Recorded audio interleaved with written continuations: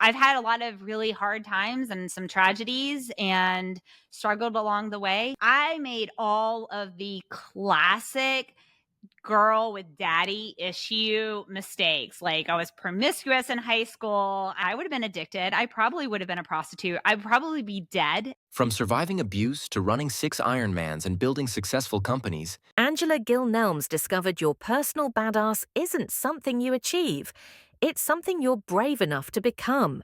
now she's showing others how to find their own way to be brave, be badass. For so much of my life, kept trying to accomplish the thing that my dad would see and would finally make him say, I'm proud of you. I am so proud of the individuals that I mentor when I see them go do great things, because I feel like it is that butterfly effect. If I can teach a leader to build leaders who can build leaders, that is the key to success. Something has dimmed our light or has held us back in life. You are good enough. You are smart enough.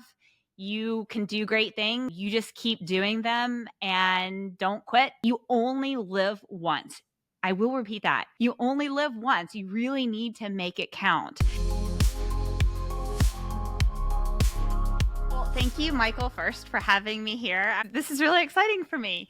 And about my business. Well, Be Brave, Be Badass. About 13 years ago, I started this hashtag, Be Brave, Be Badass.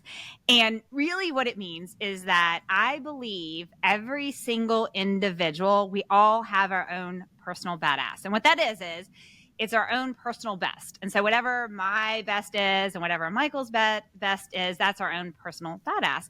And oftentimes, I think that we're not brave enough, or something has dimmed our light or has held us back in life, and we haven't been brave enough to reach that badass. And so what Be Brave, Be Badass leadership is really collaborating with individuals, with teams, with companies, working to try and find out how we can each in situations and in organizations be brave enough to reach that best for the situation, the organization, the individual, to be brave, be badass. That's amazing. I love that because I've been through, and I think, a lot of our listeners have obviously been through times when we've been knocked down, and you have to find that way. Like, how do I get back up? But before I get back up, how do I be brave? How do I summon the courage to get back up? And then what am I going to do? How am I going to deliver on the promise of, my vision and what I want to achieve once I do?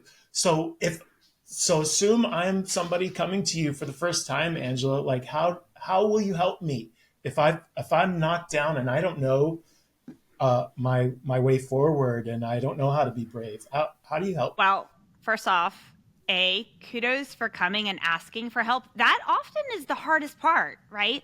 Is reaching out to someone. And so I was just working with the team that had significant layoffs. Okay. And part of it is it doesn't matter where you are in your career, where you are as a human.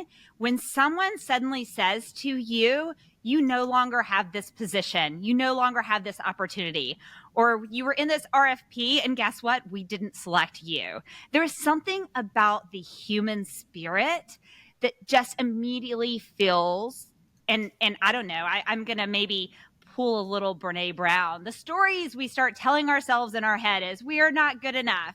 What do we do wrong? I don't know. Tell me I'm pretty and I'm suddenly not pretty. My baby's not pretty. All of these things, the stories we start telling ourselves in our head. And I think it's just human nature. We want to go into human protective mode and hide in a corner. And that is the first step of that is exactly what you said, going to someone and asking for help, or actually just starting to talk to someone. That is that brave step. And so I love when someone reaches out and even if they just say, hey, I just need to talk and throw some ideas out. And I love then to sit with them and say, hey, let's just take a step back and let's look and maybe do a little retrospective. Where do we sit? And let's consider what happened.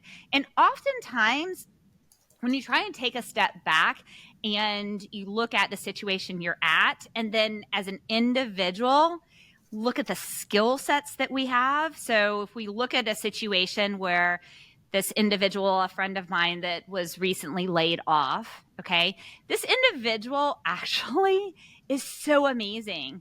And we sat and are looking at her skill sets. And how many times have you talked to someone, Michael, who was laid off from an opportunity and it's actually a blessing? Okay, like a lot of times. I can't count the number of people who I later they say, I want to go back and thank that company or that job for laying me off, right? And 100%. right, exactly. And so really what I like to do is I like to talk to that individual and say, okay, we're going to separate the hard part and really separate it from how you're identifying it as you as a human, because those are two separate things. Okay. And now let's look at you as a human and let's really get to the core of what your skills are, what your passions are. And we're just going to start mapping out your skills and your passion and what that next journey towards success looks like. And it may or may not be in the same area you're at. You know what we're not going to do? We're not going to just have this gut reaction and immediately go and find another job or another opportunity that looked exactly like it did before. We're not going to go into that rebound effect. You know, when you break up with your boyfriend or girlfriend, you're like, I'm just going to get back on the horse immediately. That just like in dating, it doesn't work in many areas of life. And so I like to collaborate with individuals who, and we're talking about being brave once again, right? Because it's also brave to pause and say, okay, what skill sets do I now need? What do I need to own that I need to improve? And where am I willing to kind of step out of my comfort zone to strive towards the future? So really collaborating and being brave in that area is where I love to really sit with someone in that journey. Phenomenal. And how, when I'm hearing you, I'm hearing that you listen, right? And you come with openness, to them when they're feeling, when someone is feeling like really shut down, like it feels like a rejection if you're not part of the team going forward in the role, and maybe it might not be anything to do with you, you know, and that's what I'm hearing, and that's I think such a valuable insight. And in fact, that you might have much greener pastures going forward, and you might have a change in your trajectory. And how do you help them really identify like what that new thing is going to be if it's not going to be the same, right? So you take the pause and you're ready to be brave, but how do you know, how do you figure out like this is the direction to go forward in? That's a great question. And to be clear, sometimes maybe it is you, meaning maybe it is product market fit wasn't great for you in the role that you were at, right? And that's okay. It's not that it was you that you're a bad human, but that you might not have been the right fit for the product market that you're at, right? The right position, the right team, and that kind of stuff. And that's important to identify, because you also don't want to get in a situation where you think, oh, I was perfect, woe is me, because those are individuals that are challenging to work with because you really reduce the amount you can grow in. Okay. So back to sitting and working with this individual. I love to do this thing that I call a job discovery journey. And it's really like, hey, let's take a step back and put it in Excel, or my latest hack is like putting it in Asana or something like that, whatever tool you have, or write it on a piece of paper or draw it on a board on a wall, whatever you want to do. Okay. And write down all the things that you do in one column. Okay. And now start in your next column and start saying, okay, what are the things that you love doing? So write down everything that you do. And now I want you to start categorizing them as things that you love doing. So you want to continue to do them. Things that you feel as if your skill set or your career you should continue to do, or things that maybe somebody else should do, or things that the final category are things that you absolutely don't want, you've always done in your career, but you don't want to continue doing. mark those. And then the final category that you could select from for the things that you do are things that you want to do that you haven't had an opportunity to do yet in your career. And I encourage people, like, just literally have this list with you. And every time you think of something, put it on the list and put it into those categories. So I'll say those categories again. The category is, yes, I love doing this. I want to do this in my next opportunity. Or I don't necessarily love to do this, but it aligns with my career, so I want to continue to do this. Or this is part of my career, and so maybe I don't necessarily want to do this. Maybe I'll get in a job and I'll really empower somebody else to do it, but it does align with mine, right? Here's something that I've been doing in my career and I no longer want to do it. So I want to make sure that I'm not moving into a role that has that in the future. And then finally, here's something I've always wanted to do that I'm not doing. Okay. So I have them go through that exercise. And then we take a step back and we try and map out opportunities that align with these visions. And I think that this is a very intentional approach. And many times in our careers, we just kind of like put out a whole bunch of resumes and we put out a whole bunch of CVs and we're like, let's just see who's going to pay my paycheck and put food on the table. And then we wonder why we're part of that group complaining about our job with our buddies, right? And it's because we haven't been intentional about that piece. So I love to sit and do that exercise with individuals to be intentional about the path that you want for your next opportunity. That's so cool. I love this. Okay, so what if the path forward, okay, is totally different? What if they're So freaks scary, right? and they're entrepreneurs? Is that part of it? Like how do they figure that part out? Yeah, well, first off, it's scary, right? And it's okay to be scared. You know, it is okay. First off, if it's totally different and it's super scary, I first off would say find core people who can be collaborators and mentors who will be part of your team, who will also speak truth into you. Okay.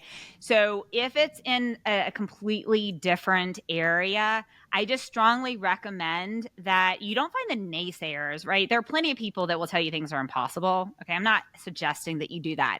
I am suggesting you find wise counsel. And I'm actually suggesting this for everyone. We should all have wise counsel people in our group. I have it where I just like send text messages. I just sent a text message the other day to my friend Bud. I was like, dude, when are you going to be in Atlanta? When are we having dinner? And we're having it November 20th. I'm not telling everyone where they're at. Otherwise, the room would be full because he is so wise. Everyone would want to have dinner with him. But we should all have wise counsel. So when we're thinking about moving into an area that's very different, this is when it's also very important because you really want to take an opportunity to bounce ideas off of people that because you can start telling yourself and believing your own stories and believing your own ideas are perfect, and they're sometimes not often not. They're often great. They are sometimes not, and you need that wise counsel. Okay. The second thing I want to say is that go for it. Okay. Think about what your core skills are. And I would say for myself, my core skills are relationship building, building great teams, conflict resolution, figuring out how to scale things. Now, these are skill sets. They can work in any industry. So I think when I talk, I do a lot of mentoring at Georgia Tech. And when I talk to the students, I say oftentimes we limit our options in the future because we forget what our core skills are. Okay. We get so used to what it said in our last job description of the things that we could do that we forget what those core skills are. And so I would also say, like, really stick into or really kind of center yourself on what your core skills are and remind yourself, if you have to put them, maybe take a Sharpie and write them on your arm if you need to remember them during the day, because those core skills will allow you to go into a new industry and be very successful. And then I think the third thing, which maybe should have been the first thing, part of your job discovery, is spend a little bit of time interviewing some people in that space and find out from them not what they love about it, but what was the most challenging, what are the most challenging pieces of it, right? I think sometimes when I go in, we believe I can do anything. I can accomplish anything, right? Which I think we all can if we put our minds to it. But do we really want to? Okay. And so really trying to figure out what some of those obstacles are and knowing those ahead of time will help you figure out, okay, is this really the path that I really want to take at this stage in my career? And if so, I'm going in and I understand this and I'm going to talk about this with those other pieces of wise counsel and I'm going to set myself up for success. It's so true, right? We have this feeling about ourselves when we start something new. Yeah, like I can do this. I can go into this company and I can turn things around. I can make the impossible happen. I can figure out what's wrong with the tech stack and I can work with the team and we can fix the impossible. Ready, set, go. But do we really want to? Yeah. And does the company actually want the problems fixed? Or do they want does the culture of the company just want things to stay the same, right? So there's what do you really want to go against company culture to fix the company's problems? And we haven't even talked about that. I will say I have had several opportunities where really the biggest challenge in the opportunity isn't the product. It isn't the product market fit or whatnot. It is the culture and the other leaders. And those are the key pieces that can be the hardest challenges. Okay.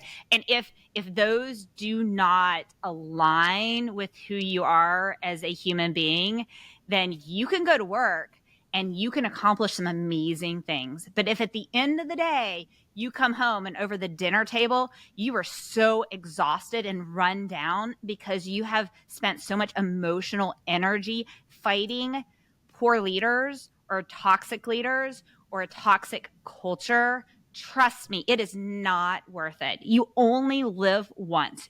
I will repeat that. You only live once. Everyone dies. No one has a get out of death free card. Like that is the reality. You only live once. You really need to make it count.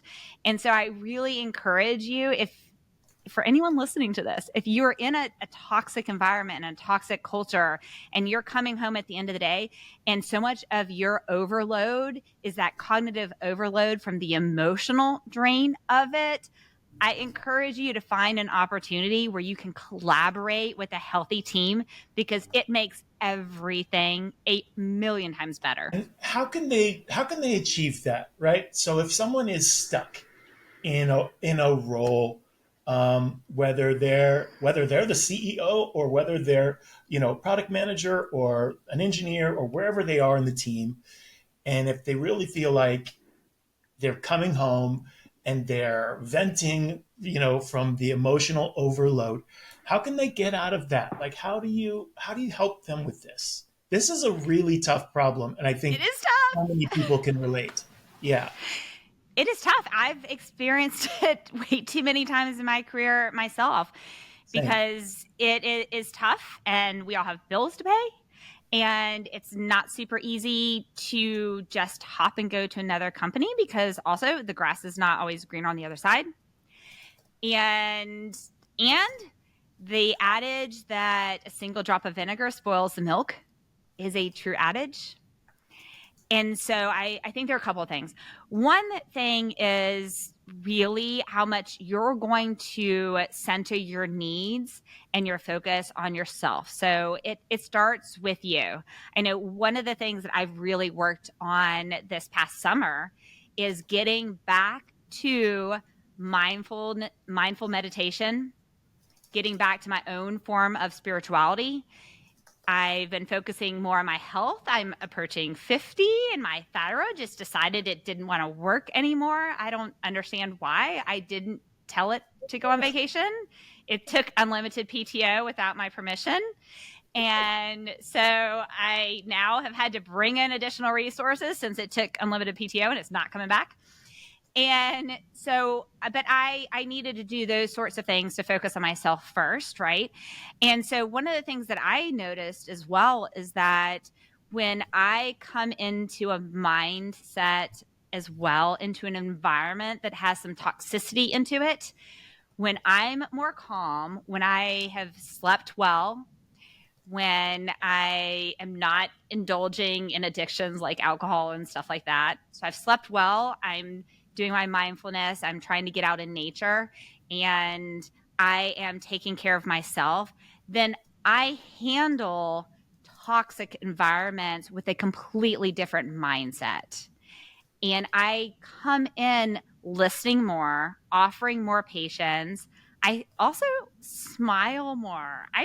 I actually, when in training team members, I also kind of train them like when in doubt, just smile. And I don't mean this in a fake it till you make it kind of way, but people just love to see someone smile. And when you do that, it really also helps the environment that you're in as well. It's really hard for a toxic person to be around someone who has the ability to be calm in a situation, to listen and smile. Okay. So I want to say that is my first piece to your question, is taking care of yourself. I was actually at a chief event earlier this week and someone made the comment, you have to teach people how to treat you. So that's going to be the second piece, right? So the first piece is take care of your own well-being in some of those key areas. The second thing is also don't stay in a room that you're treated in a way you shouldn't be treated in. And what does that mean? Is that at some point you're going to have to make the decision on, is the environment tolerable for you or is it not? And that we get back to, some of the stuff for career coaching that we do at Be Brave, Be Badass. And it is trying to say, okay, you know what? Now is the time for you to find an opportunity somewhere else, because you cannot, as one individual, change the whole culture of an area, especially if it's at a high level toxic culture. Okay. And so at that point, it is that change with you, once again, might be you finding an opportunity somewhere else in a healthier environment. And I know that is scary. And then I think the third part is don't be a part of the problem. It can be really easy to be a part of the gossip train. And I need to say this for myself because I fall into this, right? I get frustrated and I also kind of want affirmation sometimes. I want to say something and have people say, oh yeah, that's right. You were so better at that. Or, you know what I mean? Like, I also want people to tell me I do a good job on things. And so I have to mature myself up and also keep my mouth shut at times, right? So don't feed into the toxic culture in those ways. So it's kind of like, start with yourself. When you're more centered, when you're taking care of your health, you're getting the sleep, and you're coming into something as a whole being, you can handle it better and you exude that and everyone in the room feels it and it reduces the toxicity. Secondly, teach people how to treat you and just don't stay in an environment that you don't have to. So figure out a way to expand your career in a way that will accept you. And then third, don't be a part of the problem. How do you teach people how to treat you? That is tough. I think one of the things is that one way to teach people how to treat you is to not, when someone puts you in a corner, to not back down and just do what they want you to do just to appease them. And this is a very, almost kind of like a codependent type reality, right? Is that you want to make them happy. So they backed you into a corner. And in the story you're telling yourself in your head is, okay, well, if I just do this call with this customer at 8 a.m. this time, because that's what they've done, despite I had this boundary, then they'll like me or they'll do X, Y, and Z. That's not the way that it is. If you've set a boundary at this way, at this, if you said, okay, I can only do meetings during this period of time, then you can firmly say, I'm not available at this period of time. Another way is, for example, I had a meeting recently where individuals were talking about, I keep having all of these things just piled up and I'm just expected to do this.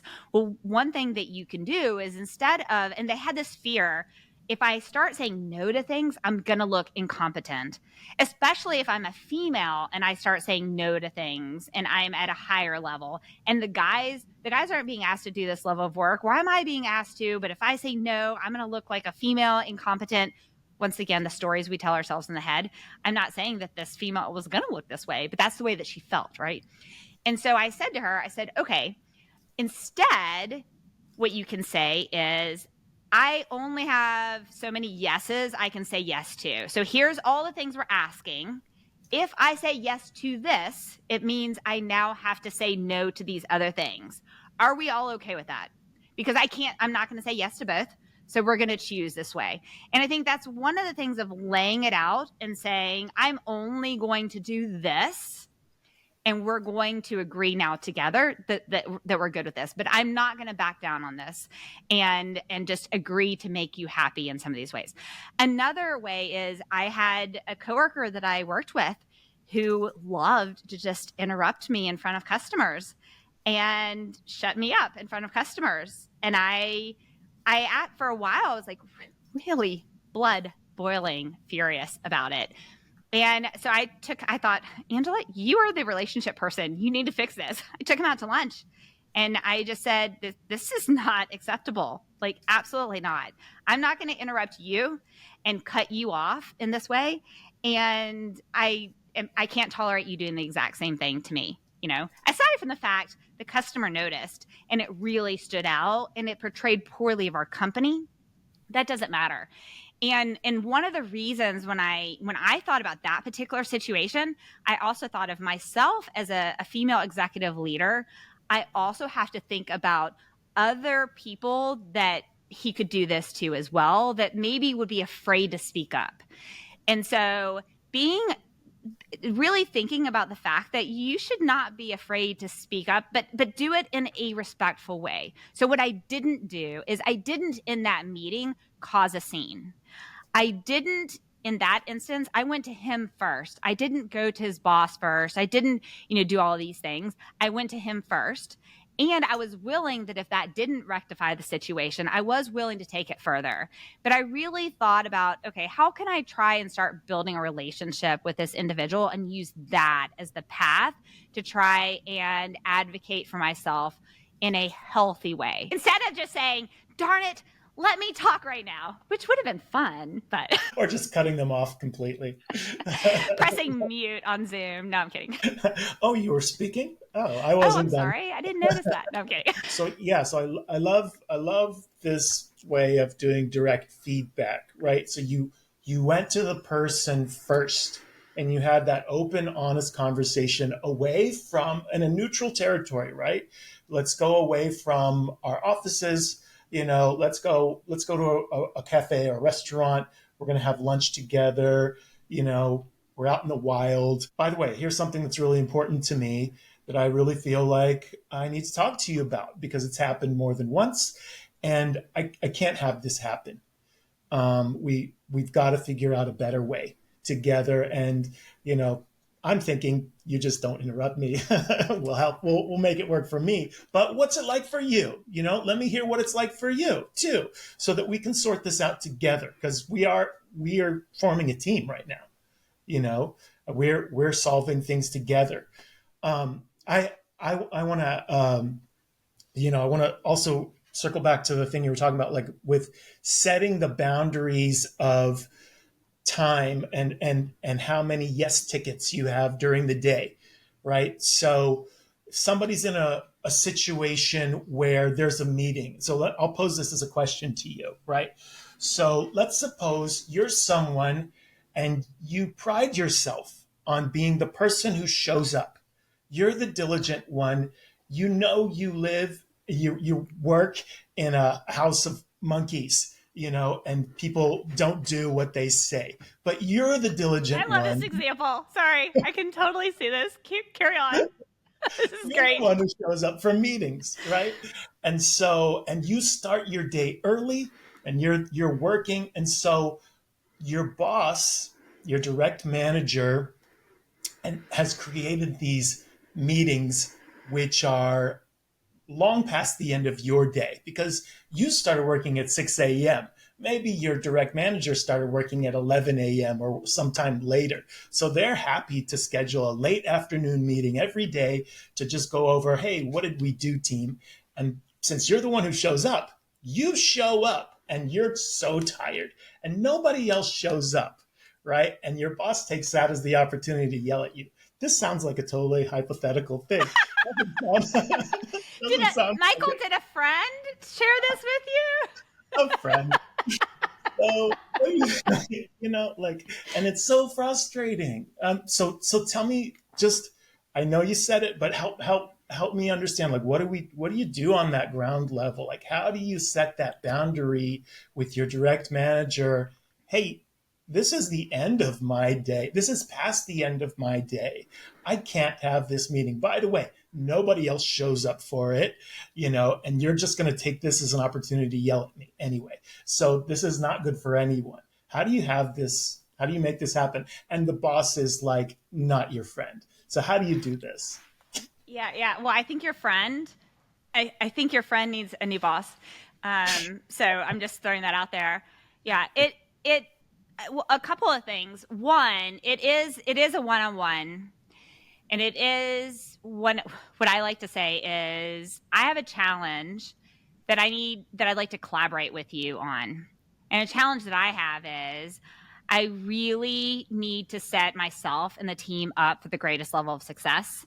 And so I'm trying to structure the day to do that. And what I'm noticing is this reoccurring challenge that's set up this way. And when it happens, then I'm absolutely not at my best at this period of time. And we have this reoccurring challenge where we now have not optimized this time. It's not set up for success. And additionally, the other team members aren't available to attend as well. So I'd like to collaborate with you on, how do we set up to have this meeting at a different time, or what? And a lot of times I like to use the word on, can we collaborate on, and try and figure out what some of those words are to use with this manager, because it's not, and it ends up being, I am one of those managers, actually, Michael, who I come in later in the day. I'm not a morning person at all. And in fact, my email signature says at the bottom of it, note, I sent this at a time that works with my work-life balance. I would like for you to respond at a time that works with yours. And that is because I'm not a morning person and I do things later in the day. And I also know, so if I send an email at 7:00 at night, I don't want my team members to feel as if they have to respond at 7, 8, 9:00 at night. Okay. Because trust me, I am not going to be up at 6 or 7 in the morning doing that. Now, I had to learn this because when I was part of the team building Florence Healthcare, I had a team over in Serbia and I had a team in the US. And so I was doing much of what you were saying, Michael. I was getting up at 6:00 in the morning and I was working with them. And then because I'm a night owl, I was also in the US, and then I was working till 8 or 9:00 at night. And guess what happens? I'm a human. I found out I was a human and I can't work that number of hours and be productive. And when Angela tries to work that number of hours, guess what? Angela becomes a witch, and she is not productive. She's short. She doesn't make the greatest decisions. She's not the greatest collaborator. She's not fun to work with. And guess what? My family doesn't love it either. Okay. And so I had to figure that out. So after doing that a couple of years and getting burned out, I had to set the boundary and say, okay, these are going to be my working hours, which, were appropriate working hours. I can't do meetings. So it ended up starting this joke that everyone knows. I don't take meetings before 9:00 in the morning. Okay. And because I have said that publicly everywhere, it's also a joke. People be like, oh, there's this meeting at 8:00. Okay. Well, Angela's not going to be there. Everyone knows that. They all know Angela's not going to be there. Now, granted, I'll be at a late meeting because that works for me. But I'm also, because I have set that healthy boundary for myself, I also am very aware if I schedule a late meeting for some of those early people, I also reach out to them individually, like, is this a possibility or is it not? So the reason I'm saying that last part, Michael, is that it's a leader problem and it's a boss problem, and that's why I said that's why you need a new boss, because you can have this one-on-one conversation, and I like to use those words on, can we collaborate on what does the solution look like, because this isn't going to set any for success. And then you're also going to have certain bosses who are just bad bosses and horrible bosses.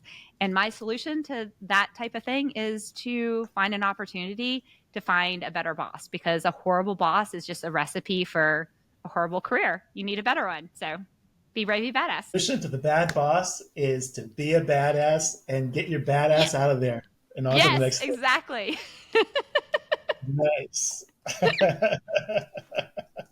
I mean, it is one of the things we learn as we age is that we can only control ourselves.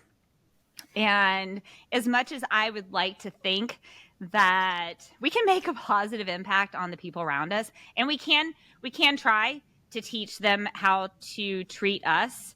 But at some point, the way we teach them how to treat us is we no longer put ourselves in the situation, the environment, the opportunity for them to treat us poorly. So sometimes part of that teaching them is removing the opportunity for them to treat us poorly. Yeah. And, in some way, if we look just back at that example, that the other team members weren't showing up, maybe that was their way, which you could call it passive aggressive, I was about to say passive aggressive, like, peace out. right? That might be they might have had a different knowledge, like knowing like, okay, one-on-ones maybe don't work with this particular boss.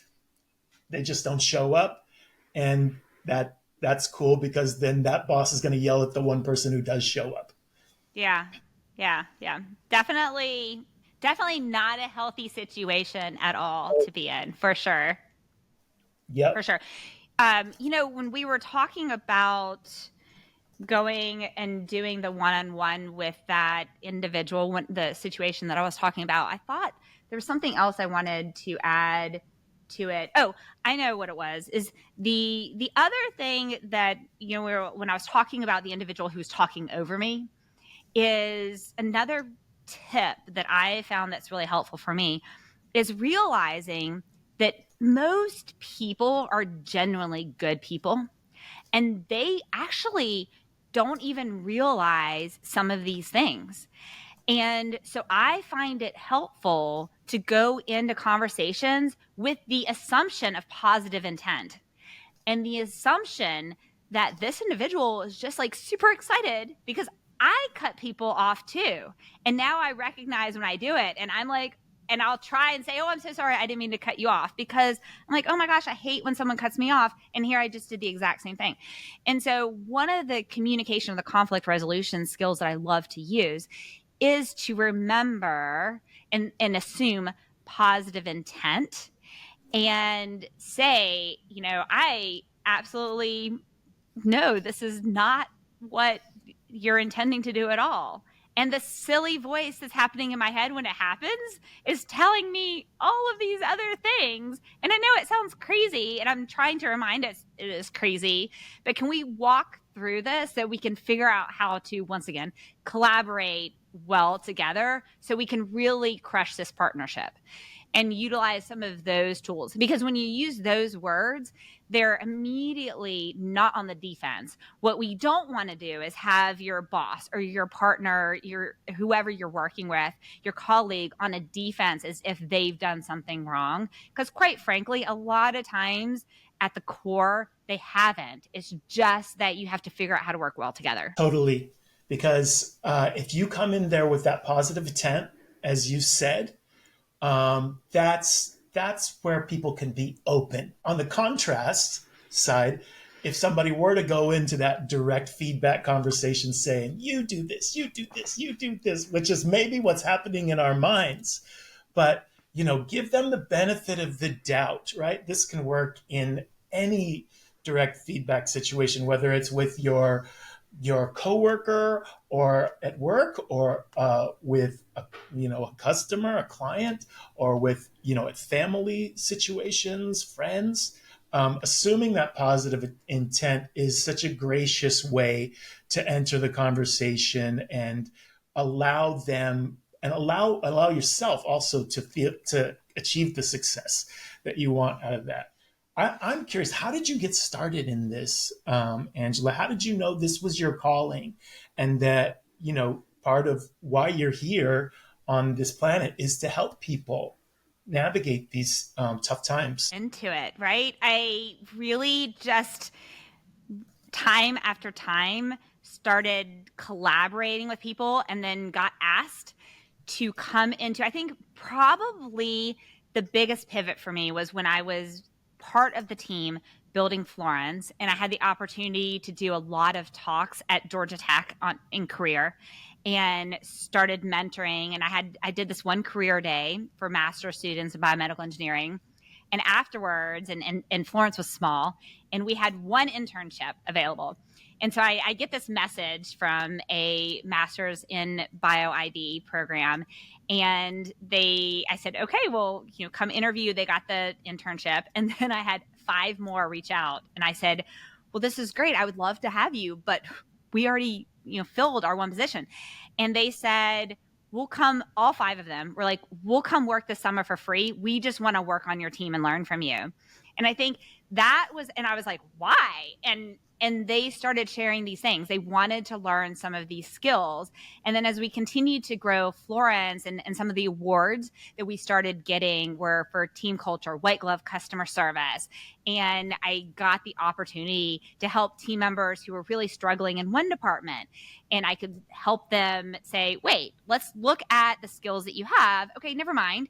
You aren't meant to do this role. How about this role? And it was really on the job training, figuring out that skill and then building the relationships. And then I am super passionate about the customer experience. So I love Scott Wozniak's book, Make Your Brand Legendary. And I now give it out and talk about it to everyone. And I think those principles, when I started, his book was just published in 2023, but I started many of those principles early in my career. So when I started talking to people about these principles, which to me just seemed so natural to different teams, the leaders got really excited about it and said, we need to learn more and more about it for these teams to help them thrive. And for me, if I can just see an individual make a successful pivot, an individual believe in themselves and kind of step out and be brave to be their best, or see a team that was really struggling. We had this one incident that I loved, and it was at Florence, and I had already hired a product person. And I started hearing some rumblings about some challenges with the quality assurance team. And at this point, the quality assurance team now had a team in Serbia and a team in Bolivia. And I suddenly realized that the problem was a culture problem. And another book that I love is Culture Map. Highly recommend that people read it. And so I then said, we're going to schedule a Zoom call. And I had everyone turn on their cameras, which I'm a big believer. Turn on your cameras, people. Like, allow people to see humans as humans. I hate these boxes with little letters and stuff. Anyways, so I had everyone turn on their cameras, and we went around and we just talked about ourselves as humans and our hobbies and our families and all of that. And then I said, okay, I've heard about this challenge that we have in quality assurance between the 2 teams in Serbia and Belgrade. Serbia and La Paz, Bolivia. And I said, one of the things I'm hearing is that in Serbia, when a bug comes through, they'll say something is wrong. And when you say that to someone in La Paz, Bolivia, it is like saying they're stupid, they're awful. It is horrible. And in La Paz, Bolivia, and so there was this huge conflict because of this. It was basically one team was telling the other team in their mind they were stupid. And so I had this transparent conversation with them, and I said, okay, so now that you understand this, and I said, now the team in Bolivia, when they say that this is wrong, they don't mean you're stupid or whatever. They're just saying the code just has a bug in it and it's just wrong. No big deal. We're just going to fix it. Right. And so I think that moment and how the team made so many improvements and they laughed and that after that and taking a step back was really, my heart was so full. I just thought, if I can do nothing else for the rest of my career, but help build amazing teams, amazing companies, and help individuals who are really like, what do I do next to be my best self? Then that's what I want to do. It's fascinating how language plays such a key part in effective communication. Like one changed word, right? It's wrong instead of it's a bug, right? The Yes. coders know it's a bug means it's wrong, but when they say a different word, it's wrong, that the coders are taking it as you're wrong. You did bad. Some personal affront just through that word choice. And so how were you able to identify that that was the issue at hand? How did you, what conversation or what thought led you to the understanding that this was the conversation you need to have with the team? Well, first off, I will give kudos to knowledge through book reading. I mean, the Culture Map was an amazing book. Secondly, listening to the team. So I had a conversation with the head of the Bolivia team, and I just sat and listened. I was like, "Tell me what's happening." And then I listened to the head of product and just listened. And I didn't try. What I did not do is I did not hear a couple of rumblings and then just go in there like Wonder Woman and say, I'm going to top down fix this and tell you guys you're all going to get along and this is how you're going to do things. I did not do that. I scheduled some one-on-ones with some team members and I just listened and I tried to figure out where there was a reoccurring thing that I could understand. And then as soon as I heard, and this is also why, it's always best if you can do this in person, because in person you can see all of the body language, not just, the top part. But the other piece is oftentimes it's not the word, but it is the body language piece too, right? So you need to see it both. You need to pay attention to it both. And leaders, when you're listening, you cannot be thinking of the answer in the back of your head. So you can't be listening to respond. You can't have like your phone going off at the same time. You can't have whatever your other checklist is going off in your other hand. And you need to really sit and listen and observe and then be prepared to ask questions that tie to it. And that's what I did. And in that conversation, and I also had a relationship with both teams. So I had been the previous leader of them. I had hired many of them. They trusted me. And maybe I should have said that right too, is that I had also built their trust. So they felt as if they could say and be transparent with me. And so in that process of really listening to understand, watching their body language, and also having that knowledge that I had acquired over years, is that's how I was able to finally hear and pinpoint that one piece. If I didn't have all of those things, we could have spent forever trying to figure out what the problem is. And likely we would have not figured out the problem. It would have continued for a long period of time. This could have snowballed and just become bigger and bigger of a problem and really stopped productivity for the team even more had you not addressed it. So what I'm hearing is you built the trust because you were the one, who originally hired them, and you'd had the conversations. When you hire them, you learn a lot about them, and hopefully you're sharing information back and forth in the interview process and learning about each other. And then so you took the time, you didn't jump in there like Wonder Woman, like you said, and I'm solving it, right? You got that transparent, qualitative data, the storytelling, to hear like how do you as a human feel as these things are happening that are stopping productivity for our company, right? And you look for the gaps, right? What's missing? What do the teams not understand about each other's form of communication in this case, right? And this is a lot of perception that it takes from you, right, as the leader. Like you're listening in all ways, not only body language, but the words they say.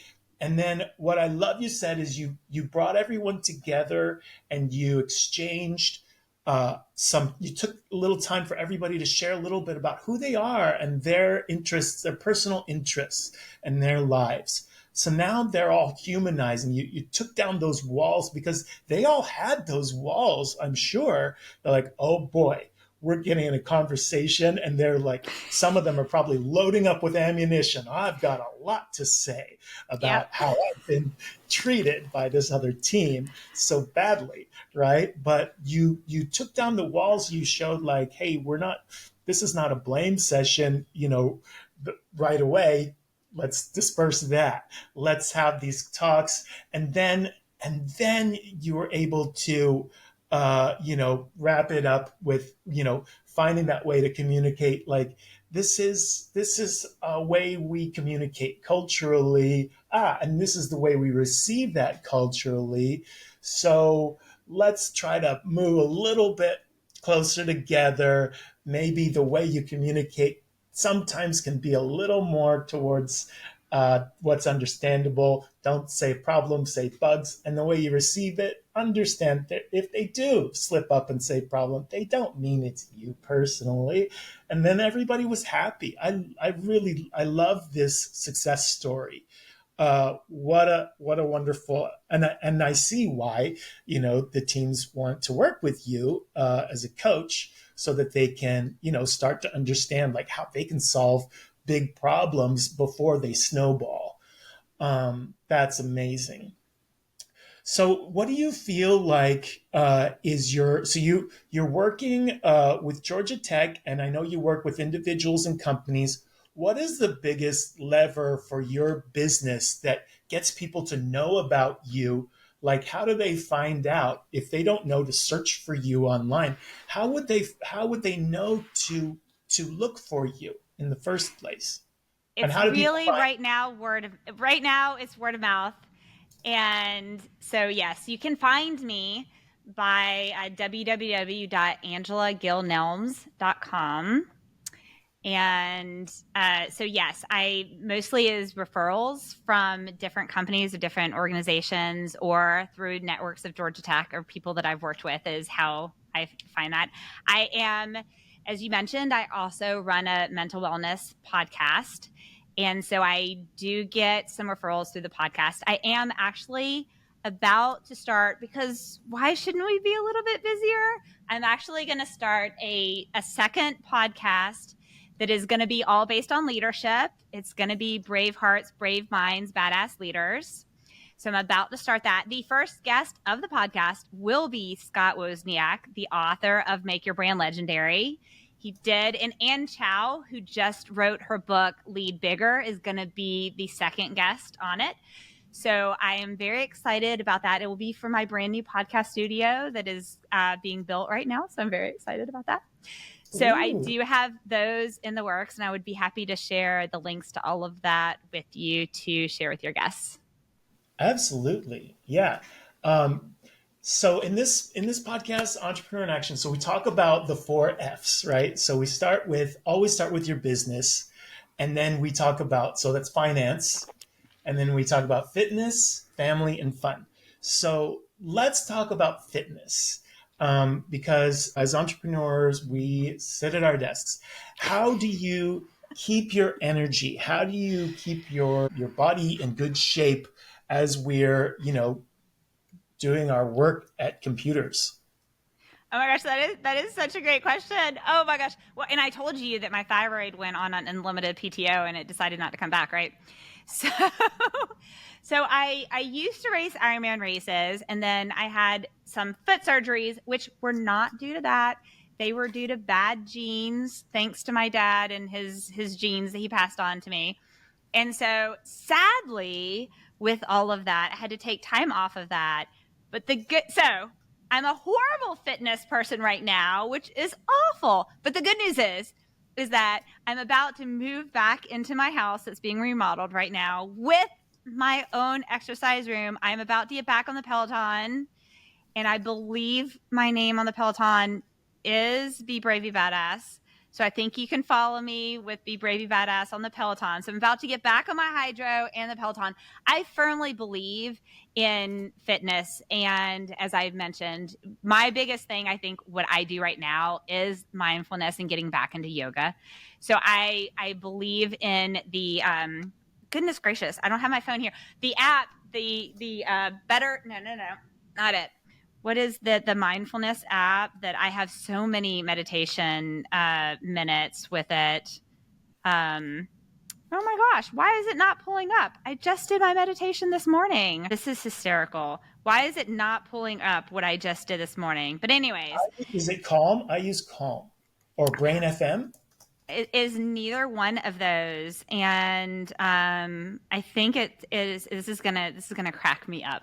I love these awkward moments, Michael. You know what I tell my guests on my podcast? I'm like, I'm not deleting out any of these awkward moments. So just so that you know, this awkward moment is staying. Okay, it's Headspace. So I love Headspace, and I love those. So what I do for the fit right now is Headspace and yoga, but I'm about to be back on the Peloton within the next month and to get back on that. And then also it's fall, so I want to get back to hiking. I've hiked all over the world and I completely miss it. And so I'm ready to do that. And you mentioned hydro. What is hydro? It's a rower. It's so for years I kept waiting for Peloton to come out with a rower. You know, as I mentioned, I used to do Ironman races. So I've done 6 Ironman races and I retired. So listeners, I'm not doing any more Ironman races. So that is not, Angela is not coming out of retirement for that. I will get back to cycling, but no more Ironmans.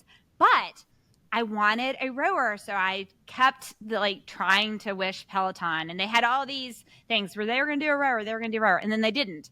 So I bought a hydro rower, which I love, and then a couple years ago, Peloton did come out with a rower, dweebs. Anyways, but I have a hydro rower, so I will get back to the hydro rower as well. And the Ironman, you don't have to be a guy. It's for women as well, right? Exactly. And you swim, you bike and run. Yeah, so it's 2.4 miles swimming, 112 miles biking, unless you do Chattanooga, which at the time I did, it was 116 miles. And then you run a marathon, which is 26.2. And I will tell you that doing Ironman races really ties to this personality as well of being brave, be badass, because I love endurance things, okay? And I also love writing motivational and filling your head with motivational quotes that keep you going. So, you know what I said earlier in the interview, just write down these things, even like on a Sharpie on your arm or something, is that the beauty of some of life, even regardless of how long you live, life is more like a marathon. It's an endurance sport, right? And I think that success is figuring out how to keep moving in a healthy path forward at every step. And that's a lot about what an Ironman race is. So I hated training for them, but I loved race day and I loved racing. And people used to make fun of me because a lot of times people have race photos and they look all horrible. They've got snot running out their nose, and they have, and in all of my photos, I would be smiling and happy. I mean, I had so many people make fun of me. They're like, "How do you do this?" It's because I love race day, the day you really are forcing yourself to just keep putting one foot in front of the other. Whatever obstacle comes up, just keep going. Whatever you do, just keep going. And I think it's really a metaphor for a lot of the things that we've talked about, right? You get laid off or you get fired, or, something happens and you forget your computer at home. And so now you're running a whole conversation or whatever off of your iPhone, or whatever it is that happens, is that if you have the ability, the mindset to I'm going to pivot and just keep going. Kind of like the Dory from Finding Nemo, right? Just keep swimming. One of those types of things. I think that's a lot of what Ironmans are about. How do you do an Ironman? I've never, ever. I couldn't do one now, Michael. I can't run now. I have never in my life thought this would be a great thing for me to do, because I don't know how to swim for miles. I could maybe do some of the biking. I don't know, about 112 miles seems like a lot. It is a lot. Running, no way, never. So help me. I'm somebody who loves Iron. Let's pretend I'm somebody who loves the idea of doing an Ironman. How in the world could I go from where I'm at now to doing an Ironman?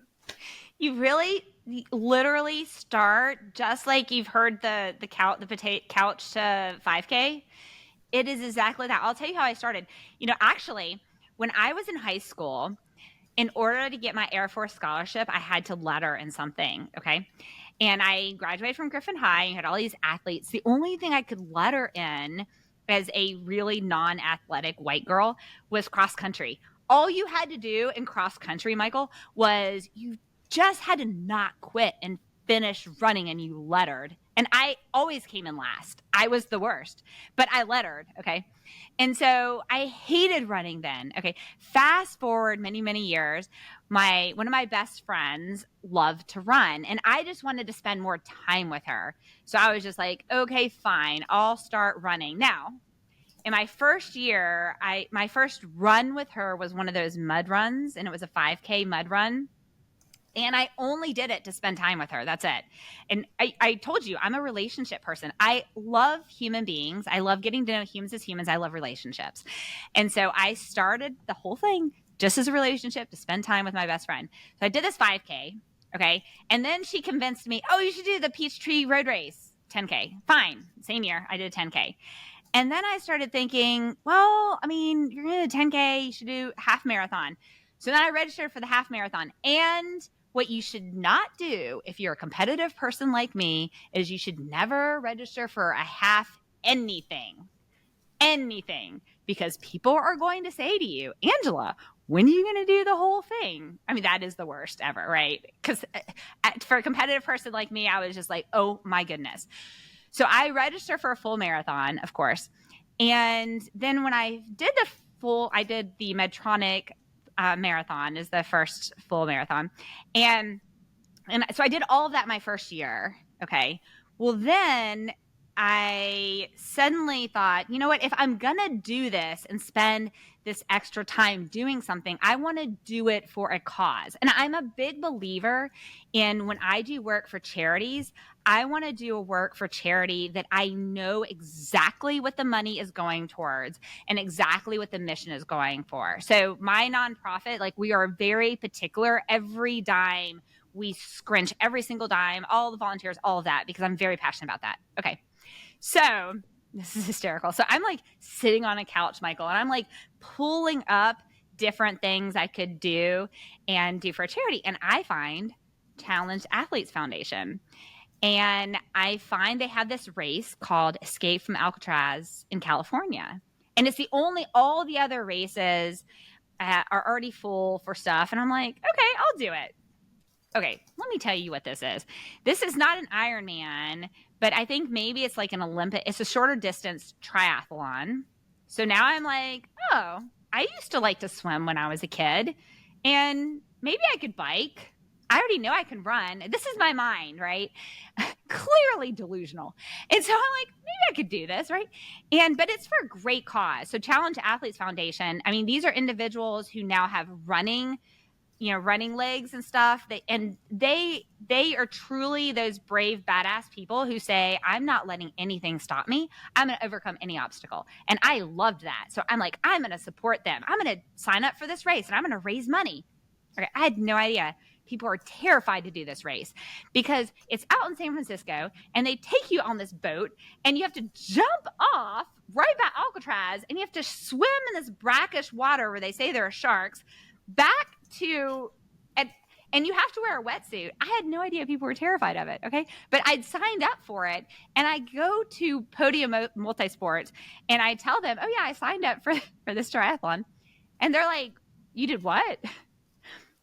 Like people are terrified of this. I'm like, oh my, I've already told people I'm doing this. I now have to do this. Okay. So now I've registered for this.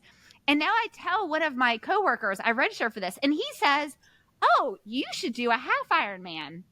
Now, Michael, you heard what I said. I don't do half anything, right? And I was like, a half Ironman? Well, no, I'm not going to do a half Ironman. So I literally go home and just register for a full Ironman because it just seemed, before I'd ever done any triathlon, right? I just go ahead and do that. So what I probably have just accomplished in this little snippet of time, Michael, is I've probably just ensured that anyone listening to this podcast is never hiring me because they're like, she clearly doesn't make good life decisions. But so I registered for this, and then I just said, okay, well, I've decided I'm going to do it. And so back to your original question is I pulled up some training plans. I was smart enough to this, and so maybe I might get some customers back right now because I was smart enough and said, if you want to do something and you want to do something well and you've never done it before, perhaps hire someone who's really good at it. And that's how you can speed it up and do really well. So I hired a coach. And then what I did, the smartest thing I did was hiring a coach. The second smartest thing I did was I just did whatever she told me to do. So she put my plan in Training Peaks, and I followed what she told me to do. And I biked when she told me to. I swam when she told me to. And I ran and I rested. Everyone hear that? I rested when she told me to. And that's how I completed my first of 6 Ironmans. And then I continued to do Ironmans, and I loved it. It was a great journey. It's a huge commitment.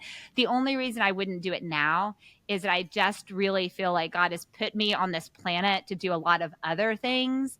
And back to those yes tickets we talked about, everything I say yes to means I'm saying no to something else. And I'm really passionate about the Recovery Advocate Network, the podcast, and really raising money for the scholarships and grants for that. And I'm really passionate about my business and really helping teams be their best selves and individuals be their best selves. And so I can't do the Ironmans anymore. But yeah, that's how I got into it. And so what I can tell you is that if this little girl from Griffin, Georgia, who was always last on her cross country team, can do 6 Ironmans, anyone can do an Ironman. Okay, so I heard it sounded like It sounds like you're crazy. Should I have my therapist listen to this episode and say, yes, okay, we confirmed you've lost your mind? That was a great blueprint because it sounded like you built up some mental and obviously physical muscles, but when you were doing your high school, how many years did you do that? I ran cross country. I think I only ran cross country 1 year, just enough to get a letter. Year. I only need 1 letter, Michael, to get my scholarship. Okay. That's it. Okay, so you ran for a year. So you had part of you, like you had no ego going into it because you were like, I'm always last no matter what. I can't compete, but I know I need to achieve something. I need to get to the end so I can get my letter. So this is going to help me with my, with my next adventure. Okay, yep. Scholarship. So you had that drive that you built on. Okay, and so there was some part of you that knew that you could run even if you weren't competing on speed. And then you got yourself in a big mess because you told people. I keep my word. I always keep my word. So yes. There you go. Yes, I understand this problem. Some people have it. I have this problem too. The whole integrity thing really is hard. Yes. I said I'll be there. Now I'm going to be there. So and that's what you did. You said you were going to compete. Now, then after you realized that you kept ratcheting up the level that you were going to compete at, it's just a 5K to hang out with my friend. No, it's 10K. Oh no, it's half marathon. Actually, forget half anything. I'm going to go the full. Never having done the half, I'm just going to do the full, right? All within a year, right? So, yeah. And how far was this from your high school years? How many years in between? So many years.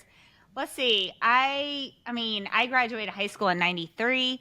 And so this was like, I don't know, 30 years later. I don't know. Let's see. 20 years, 25 years later, a long time, a long time, a lifetime. A generation had passed. Yes. A generation of marathoners had run past. Yes, exactly. And then you said, aha, me too. I'm going to do this. and you set this high goal for yourself. But I love that you found a way to get expert help, right? You Yes. hired that coach, and then you followed through. Again, you used your natural, the part of you that has to follow through, right? You leveraged that by hiring a coach and said, "Tell me what to do." They told you what to do, and you had to follow through. So you use that muscle to great effect, and then and voila, by setting yourself up in these ways, that's how you achieve this Ironman. You overcommitted, you got the coach, you got the knowledge, you followed through on it, and that's the formula. Yep. Simple as that. So chop chop at it. You can register tomorrow. I'm like, or tonight. No, I'm saying no, but I'm not going to overcommit. No is a complete sentence. I'm a big believer in Cloud & Townsend's book Boundaries, and in it says no is a complete sentence. So go for it. I love that. No is a complete sentence. That's so great. Okay, so you are gonna do Peloton, and you're doing your hydro rowing, and you're doing this, and this is how you're. What do you eat? What are you eating these days? Oh, yeah. So I went through most of my life refusing to cook because I grew up with my stepmom, was a caterer, and we were kind of forced labor doing that, and I hated that kind of stuff. But I just recently decided, forget it. I'm going to start cooking healthy for myself. So I subscribed to Fresh Harvest, which is the local farms and all of that. So you can get the fresh vegetables and fresh meat from the local farms. And so a lot of avocados and peppers and some sweet potatoes and greens and lamb and salmon and and farm eggs. And so I've really now, just in the past 2 months, transitioned into changing my diet over to some of those core. I also started reading the book. There's a book that really talks about individuals that have what's called Hashimoto's syndrome, which deals with thyroid problems, where the body attacks the thyroid, which is how my thyroid got to be so bad. And so I'm really working on the nutrients that really feed into that. So a little bit more carrot juice, some appropriate protein drinks in the morning. I love Andrew Huberman, and I love his podcast. And I shared in the 100th episode of my podcast that is about to be released over the weekend that he's one of my dream guests for a podcast. But anyways, I do love the athletic greens nutrient that you can put into a smoothie. So I'm adding that to my smoothie as well. And just trying to stay a little bit more on the organic and holistic side. I also am picking up a new hobby because why not? Do blacksmithing, woodturning, and beekeeping. So I'm about to start some hives in the spring. So I'll also have my own honey, but I'm a big believer in honey, and I love local honey. So the thyroid problem, how did you know there was an issue, and how does this impact you? Huge. Tell me about this. Yes. So over several years, I was having problems with exhaustion, with weight gain, with depression. And I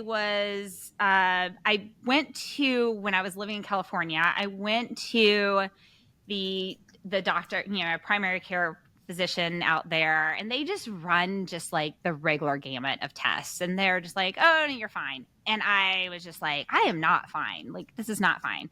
And I will say that for people like us who kind of burn the wick at both ends, it's also a little bit hard as well, because then sometimes they just say to you, okay, you're just doing too much, which, truth be told, is also true, right? So then I also was trying to balance, okay, well, I'm running this company and I'm doing all of these things. Perhaps that's what it is, okay?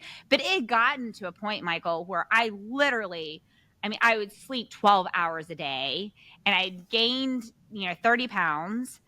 And I'm just like, what? And I'm also like depressed for no reason to be depressed. I have a great life and I have great friends, which friends I love. I just recently watched a great YouTube video that Simon Sinek did on friends and how important friendship is in life. Highly recommend that. And so I'm like, this just is not making sense. So when I came back to Atlanta, I went back to my naturopath, internal medicine doctor, and so he did all my blood work, and it was so funny.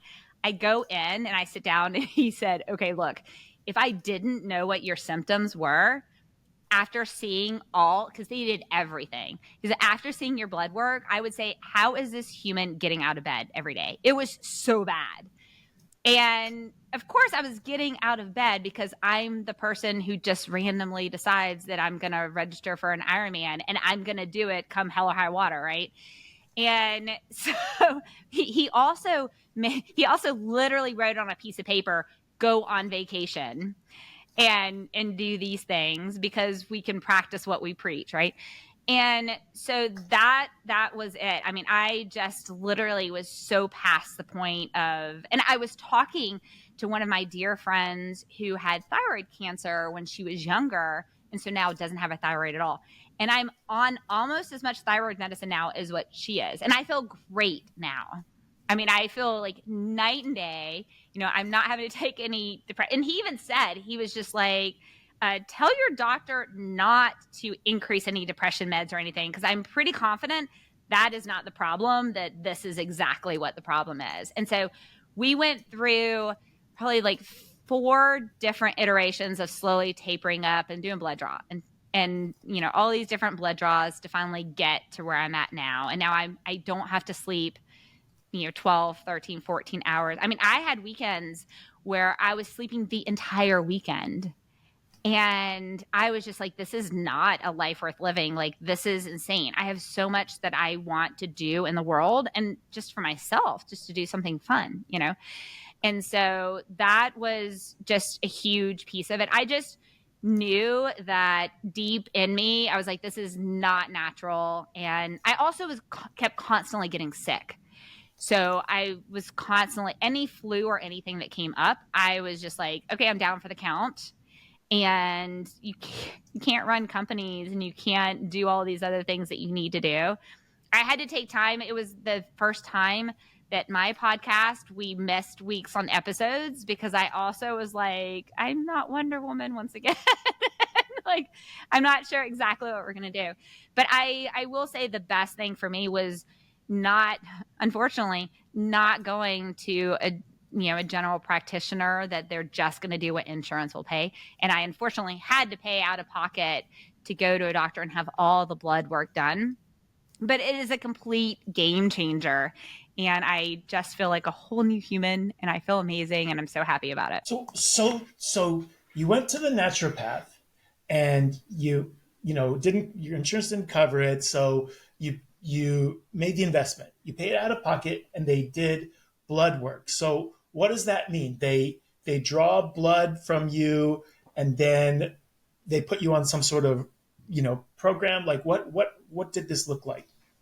Yeah, so they drew like a lot of tubes of blood, like a lot. I was just sitting there going, "Oh my gosh!" I don't know. It was like 15 tubes of blood, and they tested everything you could possibly test.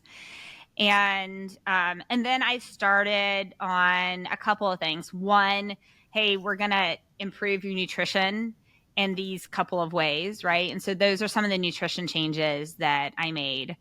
And then also some supplements. And one supplement's like a Chinese herbal supplement that's specifically made for me, that's like I drink as a tea. And then the other thing was really just the thyroid medicine. And it was really being thoughtful I started on a much higher dose than what they normally start a patient on just because mine was so bad. But then it was really starting on that and then coming back for the iterative tests to make sure that I was at a level that was going to be sustainable and really monitoring it and also paying attention to the other things that I needed to do. I also am a big believer of tracking sleep.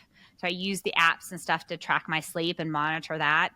and being able to feed that and give that back to my doctor as knowledge. I being a biomedical engineer, I realize that numbers and things in isolation really don't mean anything. Really, trends are really what are impactful.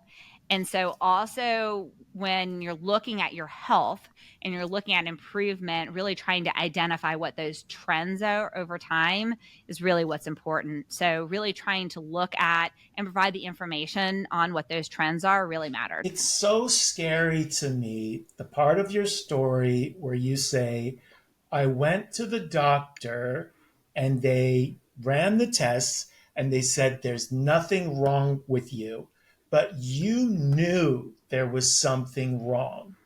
How did you know? I felt awful.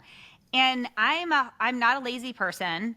I'm a very hardworking person. And I literally was just like, I was the person who actually before COVID, I never watched TV, which during COVID made it great because I could binge watch everything because I had all this stuff to catch up on.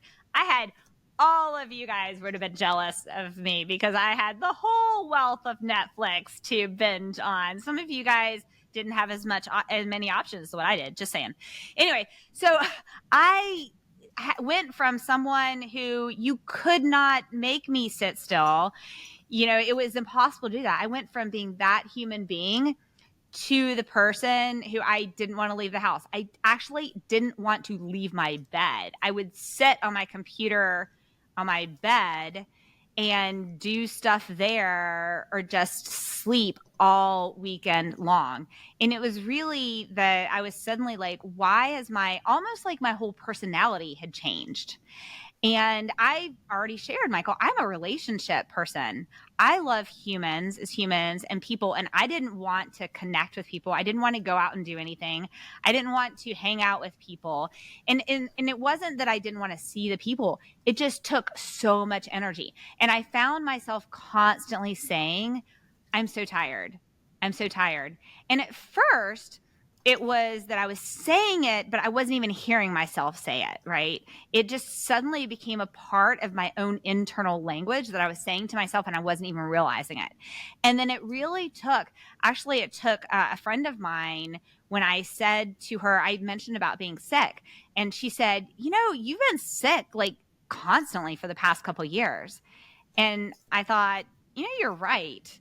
And then I commented about being tired and how much I was sleeping. And they were like, that is absolutely not like you and not normal. And that I was somewhere and someone who's known me forever said, yeah, Angela is the person that you can't slow down. You can't hold down, And I thought, I almost forgot. I'd gotten so sick that I almost forgot I was that person you couldn't slow down, you couldn't hold, which I think ties to this whole idea of the slow fade to gray that we as humans find ourselves in our professional life, in our, whatever our spiritual life is, and in our fitness life, and our health life is that slow fade to gray, and we don't realize it. And I think that's another reason that friendships and relationships are so important because those individuals, they can recognize things that we don't recognize. And when someone said that to me, I was suddenly like, wait, that's not who I am. That's not what I'm known for. People send me badass stickers and things because that resonates with them and they think of me when they say that. And I was nowhere near brave and badass when that was happening. Wow. I hear that transformation, and I'm so thankful that you were able to get yourself to the right support, the right doctors who could find your, like the root cause of what was really going on so that you could address that. And so we've been talking about, friends, and I think that takes us to the family portion of things. Tell me about your family goals. What's your family health like? What's your ideals? What are your Oh ideals? wow, that's a tough one. So I unfortunately was born into a very abusive family, and I actually, the most recent episode 99 on the podcast, my podcast, is a Between the Lines blog club episode that is written from an anonymous perspective. It is my perspective. I didn't write it. Our resident author, Joshua, wrote it, and it was read by actress Patricia Ray. But it deals with the grief of losing an abusive parent. My father just passed away right before my 49th birthday. And so it really, that part of, I think what I think of as for family are a couple of things. One, I have an amazing 22-year-old special needs daughter, Rihanna, who is the joy of my life. She currently lives in Arizona. She's working for Room and Board, working with my best friend is a dog trainer. So she takes care of the kennel and takes care of the dog. She's a bit of a challenge with her cognitive issues, dealing with that. But, part of my joy is just continuing to have her be happy, healthy, and moving forward in life. So that's one part of family. The other part of family is while my parents were incredibly abusive and one of my brothers was incredibly abusive growing up, I had an aunt and uncle and who were amazing and were like parents to me. And so actually a beauty of my father passing away is I now am able to spend so much more time with this aunt and uncle of mine. And it's a joy. So I think in the future is really me being able to spend more quality time with them and really kind of rekindling that kind of father relationship and daughter relationship with them in a healthy way. It's kind of like, I love the idea in situations when you have someone who grew up in a really toxic family life, the idea of the family that you choose. And they chose me when I was young and they protected me and they always loved and cared for me. And now I get to do the same with them, which is just so magical for me. And, I had this opportunity to talk to someone and I said, one thing I don't understand when you have someone who is born and raised in a horribly abusive situation, how do they still have how is their light not dimmed? How did I come and this is what I do and want to raise so many people up? And they did say is that somehow you have some of these people in your life that prevent that light from being dimmed. And I think that aunt and uncle and another aunt who unfortunately has passed away from cancer, but they really fed that into me. And my daughter feeds that into me. And I have so many friends that I think of as family and some of their parents that have adopted me as their child that I think of as family. And I think that is really what really feeds into me as a human. I think that's also why I'm so passionate about the work that I do and about people being their best selves, because if they are their best selves in all of their areas, then they go home to their families and they're able to give their best selves to their families. And especially, I talk a lot in many episodes on my podcast about taking care of children, because I think of, with my childhood, if I can make this level of an impact, I can't imagine what I could have done if I'd had an amazing childhood. So I just say to people in your families and just, hey, give your best to your families, like as much as you possibly can, especially protect your children and that next generation. They are absolutely our future.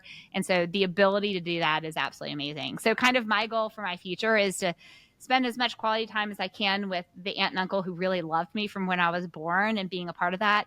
And then seeing what I can for my daughter and the amazing life that she has. It's so challenging as someone who has been the product of an abusive household, abusive parents.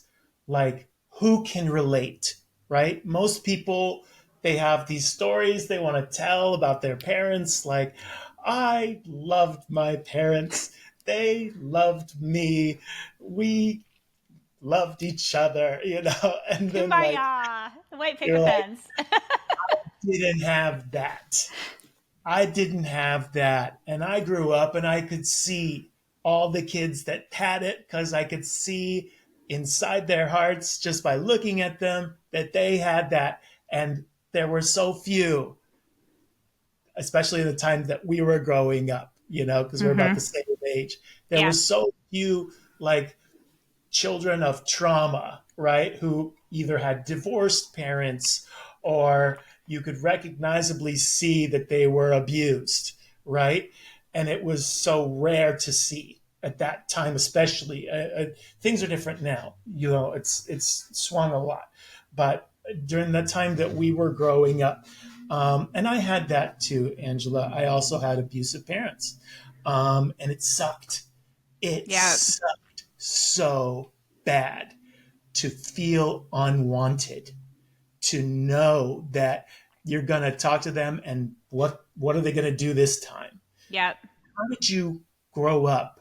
I know you touched on it, right? Like there was a part of you that but I want to hear more about that. Like how did you hold on to that good part of you growing up and know that you weren't going to be like them, but you were going to be something else? How did you do it? That's a great question. I like constantly wonder on it. Somehow I knew that I was good enough. Somehow I knew that. And now I will say this, I made all of the classic girl with daddy issue mistakes. Like I was promiscuous in high school. Like all the dating problems, all that type of stuff. But I also, graduated number 6 in my high school class. Did very well in school. And somehow just I just had this internal compass that I knew I was a good human. I knew I was good enough. I knew the stories that were being said to me were not true. And I don't know exactly, I say a lot, like I don't really know how that's the case. I feel very lucky and I feel very blessed. I also feel very lucky and blessed that in my high school, when I saw the girls in the bathroom shooting up drugs, that I didn't. Because I also say a reason that I absolutely do not judge anyone who, is addicted to drugs or something is that I firmly believe that if I'd tried, I would have been addicted. I probably would have been a prostitute. I'd probably be dead at this point without a doubt. Okay. And so I think there was a part of me that I knew I was a good human. I knew I was somehow good enough. I also there was that this competitiveness in me. And so I also for so much of my life kept trying to accomplish the thing that I thought was going to be the thing that my dad would see and would finally make him say, I'm proud of you, that would finally make him say, I love you, that would finally make him see, wow, look at this amazing daughter I have who has done all of this volunteer work and, Zambia, Mozambique, and Guatemala, and all of these things. Look at this amazing daughter I have who's built companies and who loves people and sees, I'm so proud of my daughter. I had this piece of me that thought, just like I knew I could finish that Ironman race and I knew I could do these other things. I had this piece of me that thought, okay, if I just keep doing these things, one day he is going to say these things. And especially because he had cancer, and so he was on his deathbed for years. So I really also thought he's going to be on his deathbed and he's going to use it because he had opportunities to do this, right? But he just never did, right? He had that opportunity, he never did, and that's what that Between Lines blog post episode talks about. And so, sadly for him, he didn't. But I will say this: I will say that, quite frankly, being a parent, I strongly believe that was his loss in that, because I would have loved. This is going to sound very conceited, very ego. I would have loved to have had a daughter like myself, right? I would love to have, and I really love. One of the reasons I love the work that I do is I am so proud of the individuals that I mentor when I see them go do great things, because I feel like it is that butterfly effect. If I can teach a leader to build leaders who can build leaders, that is the key to success. And I think that's a little bit about being a parent or being family, right? Is that if you can pass on your knowledge and then they can take it and they can help make the world a better place because of it, that's super beautiful. So all I can say to that is I just think God gave me some internal compass that just said, you are good enough, you are smart enough, you can do great things. I put you on this planet to do great things, and you just keep doing them and don't quit, don't stop, and keep swimming. And that's what I've done. And I've had a lot of really hard times and some tragedies and struggled along the way. But I have also have some freaking amazing memories and checked so many amazing things off of bucket lists. And when amazing things happen, I just go add them to the bucket list so I can check them off. And yeah, I think it's just a combination of all of that. I'm sad in the way that, as you said, he did not take the opportunity. And he would have had to be a different person Yeah. to have done so, right? He wasn't capable of recognizing what an amazing daughter he had. But every father would love to have an amazing daughter like you, Angela. Oh, thank you. And you're good enough. And the things you've accomplished are so I can only say that it's his loss, as you said, 100%. And he, he wasn't capable. It's not something that you could change because that wasn't up to you. That was him. But I'm so glad that you recognize this. I'm so glad that you recognize the value that you bring to your own relationship with your daughter, as a mom, that you can be that parent that you wanted to have. And to her. And I'm so happy that she gets to feel that from you. What you've done with what you had is uplifting to others, but it's really uplifting to your life as well, and that shines through. So it's really special for me to get to hear about your experience and how you've overcome this challenge and brought light to where it was dark. Oh, thank you, Michael, for sharing that. That really touched my heart. I appreciate it. Yeah, I'm glad. And you're absolutely welcome anytime. If you ever need a reminder, just I'll send you a message. Okay, what was it you said again, Michael? I need to hear that. Just say it one more time, or just press record. So let's talk about fun. We talked about the finance. We talked about fitness. We talked about family. I want to hear about fun. What do you do? What do you do for fun? What's the most fun you've had lately? Oh my goodness.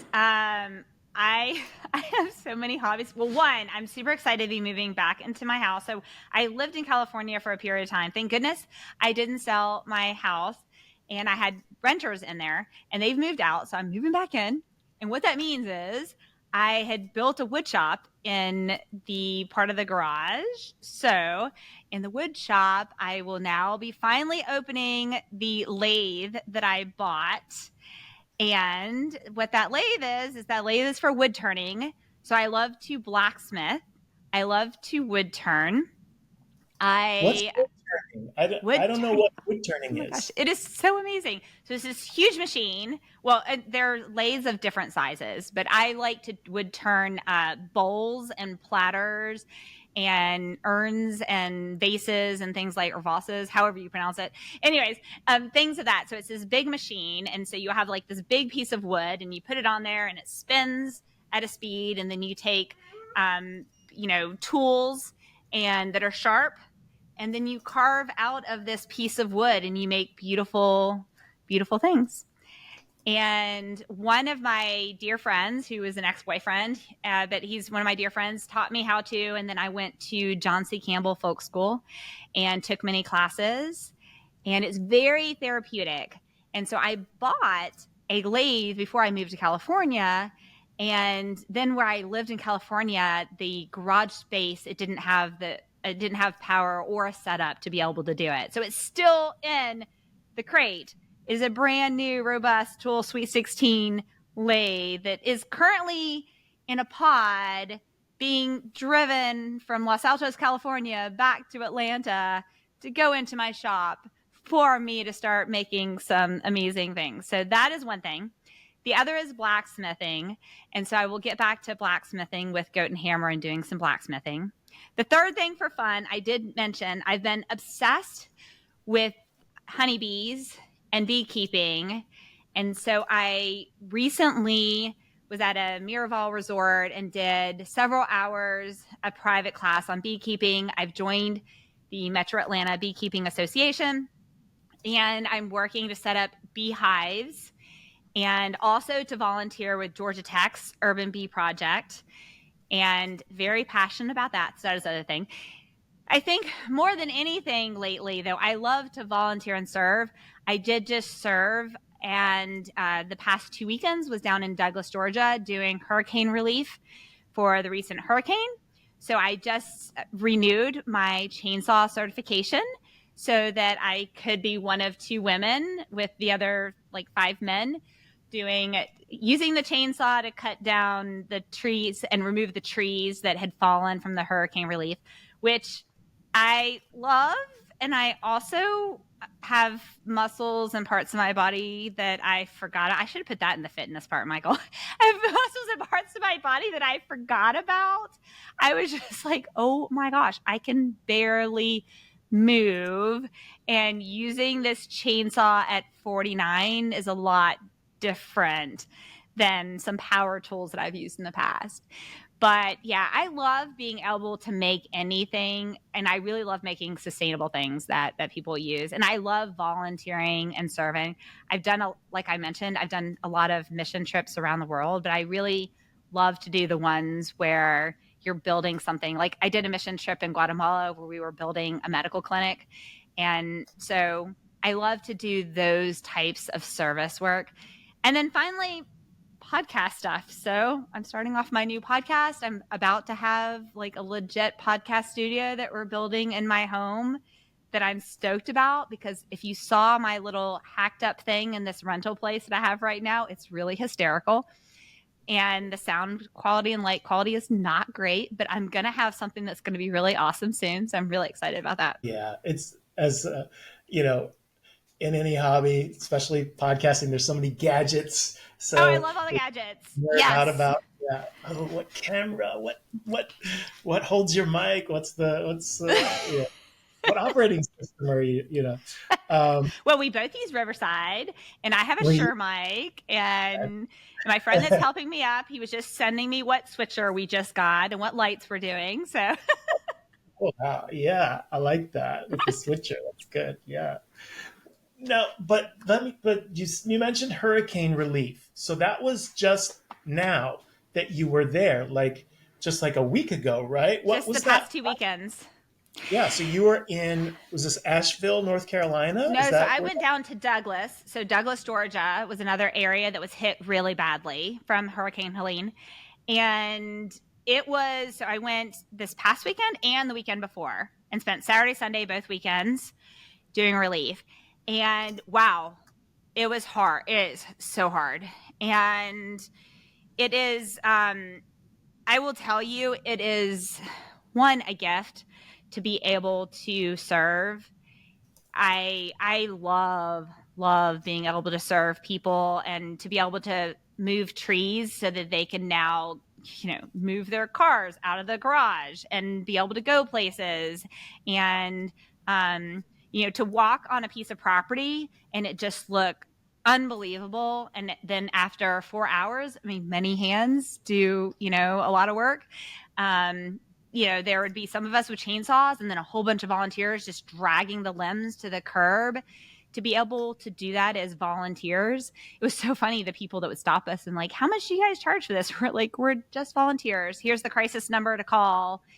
So that part was just amazing. And to see the people just in tears, that people would come and pay money to stay in hotels and pay gas and figure out how we would have our food and sweat and work all day long, from not in their community. We don't know these people from Adam, right? But it was such a huge blessing.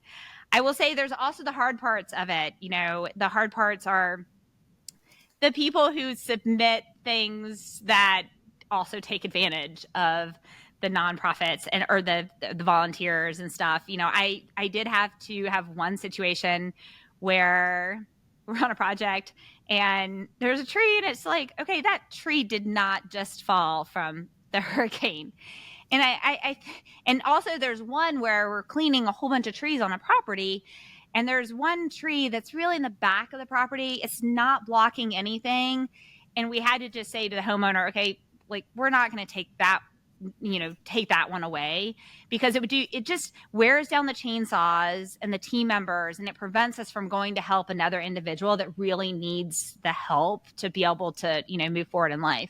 And so those are the hard parts about being leaders and volunteering, right? When you have to once again say no to situations, or the times when people are taking advantage of a situation and you're like, okay, you do understand as a chainsaw operator. So this past weekend, I was using a chainsaw. And one of the things when you're using a chainsaw and you have a tree that's partially down and you're cutting on it, there you could potentially, and this did happen, have limbs that have fallen in the storm that are kind of mass and they're hidden, right? So if you're cutting a tree that's up and normal, you often don't have this, right? Because all the limbs are attached. But in this instance, this weekend, I was cutting down some spots and there was a big limb that was fallen, but it was nestled up above. So when I cut my limb, this other limb came down, hit me right here. They're still not here. And right here, knocked me on my butt. I reoriented myself. The first thing I thought was, I'm in the middle of updating my estate and I just added my aunt and uncle to it. And I thought, I wonder if my estate attorney would still be able to pull off my aunt and uncle if I just died right now. But I say this to say is that it's easy to forget that volunteers who are doing work like this are putting themselves at risk in order to take care of and to do this volunteer work. And so I encourage people to remember that when you're submitting for volunteer work, that we have a heart to serve. And I love the people who then help take care of us so that we can do it in a safe way and, have a little bit of help along the way. And was that through what organization did you do that through? So we did this through the Church of Jesus Christ of Latter-day Saints. So we had down in Douglas, Georgia, I know the first weekend we had over 1,100 individuals down there. The second weekend, probably, I haven't seen the numbers from the second weekend, but the first weekend we had over 1,100 individuals just in Douglas, Georgia, that are all just like the message went out and booked hotels or stayed in tents and just went down. And literally we would be on a site working as hard as we could, and then we'd finish, and then they'd be like, okay, here's the address to the next one, and we'd get in our vehicles and we'd show up to the next house. And it also is this great feeling of like, you show up to the next house and you look at it and you're like, okay, let's just dig in. It's kind of like we were talking about for the Ironman or the race or whatever. It's like, okay, let's just start one limb at a time and we're just going to keep going until we finish it. So it was a lot of that, but so much hard work. So worth it though. And that's what you do for fun. Yes. Hey, helping, like seeing the impact and the tears on people's face and the joy. And some of the elderly people, especially, who were like videoing us and then saying to us, like, you guys don't know us from anything and you just came to help us. Like that's worth it. That's a lot better than, I don't know, a lot of other fun things I could do. Okay, so now let's move on to the lightning round. Angela, oh, no. You ready? Okay. Yep. So this time I'm just going to ask you some real specific questions, and then so less blue sky and more like pointed in a direction. Okay. Okay, so in your life, what is the best investment you've ever made for your financial health? Lightning round. Oh my gosh, I'm failing. I can hear Jeopardy in the back. It could be a book. It can be an idea. It could be an actual investment. It could be following an influencer who helped you, but it's for your financial health. For my financial, I would say tithing. And what do you get out of tithing? I feel like when I give back, I always get more afterwards. Do you have like a specific instance or like a story where it really felt that really felt strong for you? There have been like an instance where I've tithed when I've been out of work and then immediately had like a huge blessing come right afterwards and just said, okay, I knew that's what I was supposed to do and that's what I did. And next question, Okay. what's been your best investment for fitness? For fitness, my best investment for fitness would have to be my Parley bike that I did my Ironman races on. And then, so just like, what's the Parley bike? It's just it's a brand of a bike, but I got it secondhand. Like it was a used bike that I bought, and there was just something about it. I named it Sasha. It was something about it, and it just became a part of me, which I think of Sasha is like this Russian secret spy agent, like the sexy lady bike. And it was just something that just motivated me through my fitness journey there, and I loved it. And what's been your best investment for family? Best investment for family, I would say I'm really not doing great at this. You are. You're doing great. My best investment for family would be probably just sharing photos constantly. So, what does that look like? How does that show up for you? Well, I would say like right now the best investment for family I think is that in my daughter I started Rihanna-isms, which I started on Facebook. And it's the wise thing, like she says the most profound things for someone that has special needs, right? And I started on Facebook. And because I started posting it on Facebook, and I'm not a big Facebook person, right? But in sharing it, then now when all of these memories come up, it gives her like this sense of pride, and it has photos attached to it that also is like this journey through her life that's like telling a piece of her life story. It's like her own personal scrapbook. And I also used to do scrapbooking a lot when she was younger. So I think those pieces of memories and remembering those through photos and through this Rihanna-isms is probably the best thing I would say. Because she's so proud of her Rihanna-isms. It is like her thing. So cool. And best investment for fun? Best investment for fun would be definitely taking courses at John C. Campbell Folk School. That's where I learned to blacksmith, wood turn, vacation, just taking a week as an adult class and digging in. And I'm taking a week doing beekeeping in April. Is this online, or these remote classes, or You can go in person in North Carolina. John C. Campbell Folk School, highly recommend it. It is amazing. They have cooking class. They bring in instructors who are the best of the best in the world, and they bring them in, and it is amazing. Highly recommend it. You can learn to do music for not like kid camp. Like this is amazing instructors that teach you amazing skills. And so you just like stay there for a week? Do they Yep. put you up in a dorm, or do you have to get a hotel?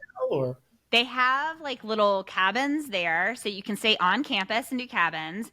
If you have a camper or a tent, you can also stay in the campground, or they have hotels or Airbnbs nearby you can do as well. I've not done the campsite thing, but I've stayed on campus in the little cabins, and I've also stayed in an Airbnb as well. and it's a week or 2 weeks, or how They're long usually a week long. They do have weekend courses and they do have long weekend courses. And I've also done where I've done like 2 back-to-back week courses. And I've done classes in most of my classes have been in blacksmithing and wood turning, but I've also done classes in enameling. And like I mentioned, I have one coming up in beekeeping. But they also like they have some amazing cooking classes, which I've been the benefactor of because they sometimes then will allow other guests to come and taste the food. But like photography, they've done some amazing night photography classes. They've had classes where you make musical instruments, they have just like wood, like classes where you make tables or you make chairs. They have quilting classes. Basically anything you want to learn how to do, they have a class there for. It is amazing. That sounds awesome. I have to check that out. Check it I'm out. gonna go to classes and learn about wood turning because it looks very like meditative. It is so therapeutic and meditative. I mean, I kid you not, Michael, I cannot wait to get mine out because you can just sit there and turn, and it is mindfulness. It will go into that category of taking care of your health as well because it is very meditative. And it just spins on a motor, or do you have to like On a use a motor, thank bike pedal, goodness. or like, how does it- No, on a motor. I definitely would have added it to health if you had to actually spin it. But no, on a motor, thank goodness, it plugs into the wall, so the electricity does that part for you. It'd be like a fast, like your foot having to go really fast. I'm not that's into that. awesome. And where can people find you? People can find me on my website, which is www.angelagillnelms.com. It's two L's, right? Yes, Angela Gill, Gill, Nelms, which is NELMS.com. And you can also, on almost all my social media handles are Be Brave, Be Badass. And you can also find me on Recovery Advocate Network. So www.recoveryadvocatenetwork.com. And the podcast for that is Recovery Advocate Network, Coffee and Conversation. We are on all major podcast platforms, but I will tell you it's best to watch it on YouTube, which we now do videos like this. And I really love, we have our videos. We originally were mental health. Now we've moved into mental wellness. So we not only talk about challenges with, maybe depression or addiction or things like that. We also talk about leadership and boundaries. And we have blog posts that are read by actors and actresses that have videos attached to them. We've talked about DE&I. I've interviewed the VP of student engagement and wellness at Georgia Tech and at some other universities. So definitely don't miss that. And then if you go to my website and pull up the podcast there, you will see my new podcast that will be coming out, which will be that Brave Minds, Brave Hearts, Badass Leaders that's coming soon. So don't miss that. Angela, thank you so much for joining us today. I really appreciate all of your wonderful life experiences that you shared and the cool things that you've done and that you're doing and all your goals. It's really cool, and the way that you're helping people. So I really appreciate you. Thank you so much. Michael, this is amazing. I really appreciate it.